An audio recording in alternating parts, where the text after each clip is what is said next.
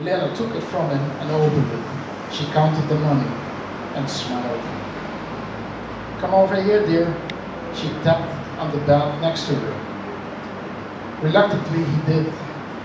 "You want some coffee?" João nodded. Elena yelled for the maid with a harsh voice and asked for 2 cups of coffee. "I would love to have some cachaça with that," João said, "with some lemon." "Lush! When are you going to distill that cachaça yourself? You can make good money out of that. You don't want to live on that ethic all your life, don't you?" "That room on the ethic is fine," João answered. "And if ever I am gonna make cachaça, it will be for me, not for you."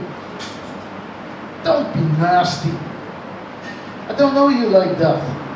Elena tried to upright herself and to lay her arms around João. He looked at her heavy breasts.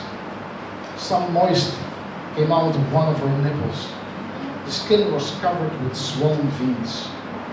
She tried to kiss him, but João turned his head away. He felt nauseous, only imagining that he had to kiss her. The housemaid knocked on the door. João opened the door and took the tray. He took a big sip out of the glass of cachaça with lemon. Helen drank her coffee.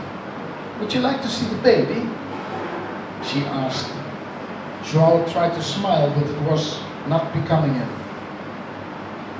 "Yes," he said. Elena again screamed for the maid, who seemed to have been waiting behind the door because it immediately opened. "What is it that the lady wants?" she asked humbly. "Can you go get the baby?" "My lady, he's just asleep."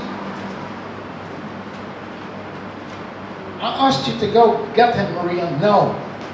The maid sighed, sneaked out of the room, and a bit later, a loud crying announced the arrival of the baby.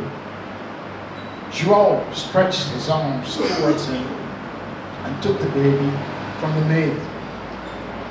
He touched the baby's hair with his nose and snuffled the odor of baby oil.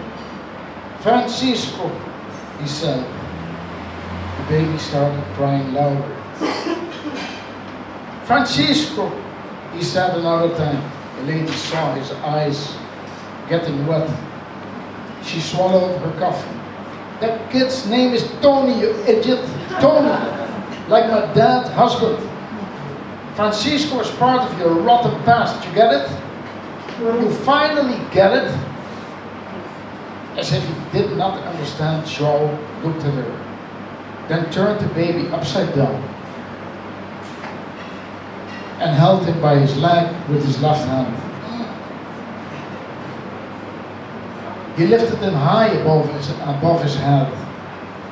"So, Tony is your name. Well, Tony, you little motherfucker, if you don't shut your fucking mouth, I will drop you and crush your skull on the marble floor." Elena jumped up from her bed like a rattlesnake and grabbed Tony with her hand. With the other hand, she pushed João back. Her breasts swung dangerously. João was looking at them with awe. "And now, out you go!" screamed Elena, and with her free hand, she pushed him out of the room. So far, this part of the story. And some years ago, my wife, who sits there, and I visited my daughter, who was living in Sao Paulo at that time. In the Rua Teodora Sampaio, I saw this man hanging in his window frame. He was just hanging like that, and he was sitting around, and he was smoking a cigar, and he had this radio, loud on music protruding from out of the window of the street. And I was looking at him, and the next day I went back on my own, and there he was again, and I knew I found my João Vieira.